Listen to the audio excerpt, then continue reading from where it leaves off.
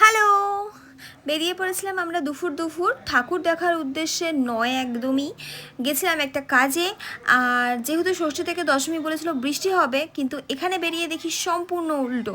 এত পরিমাণ রোদ ছিল যে কি বলবো। আর কলকাতা রাস্তার ভিড় আর জ্যাম সম্পর্কে আমরা সবাই কম বেশি অবগত, তো সেটা নিয়ে আলাদা করে কোনো কিছু বলার নয়। আর আমাকে কোথাও নিয়ে যাওয়ার পারিশ্রমিক হিসেবে আমার ভাই আমার কাছ থেকে যে সার্ভিসটা নিয়ে থাকে সেটাই তোমাদের সাথে শেয়ার করলাম। একবার ডিপলি চিন্তা করে ভাবো তো, এটা কি সত্যিই মানা যায়? যাই হোক, নিজেদের কাজ কমপ্লিট করে নেওয়ার পরে আমরা বাড়ির উদ্দেশ্যে রওনা দিলাম। আর বাড়ি ফেরার পথে এই ঠাকুরটা দেখতে যাওয়াই হলো আমাদের সব থেকে বড় কাল। হ্যাঁ, এই ঠাকুরটা দেখতে গিয়ে আমরা 500 টাকা ফাইন দিয়ে এসেছি।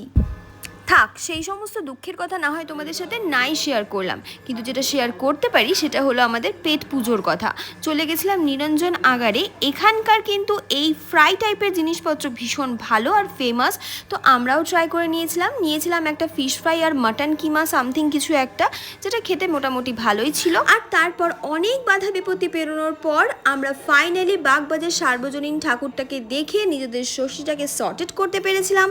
বাধা বিপত্তি বললাম কারণ কলকাতায় লাইন দিয়ে ধৈর্য ধরে গরমের মধ্যে ঘেমে নিয়ে এক করে ঠাকুর দেখা কিন্তু মুখের কথা নয়।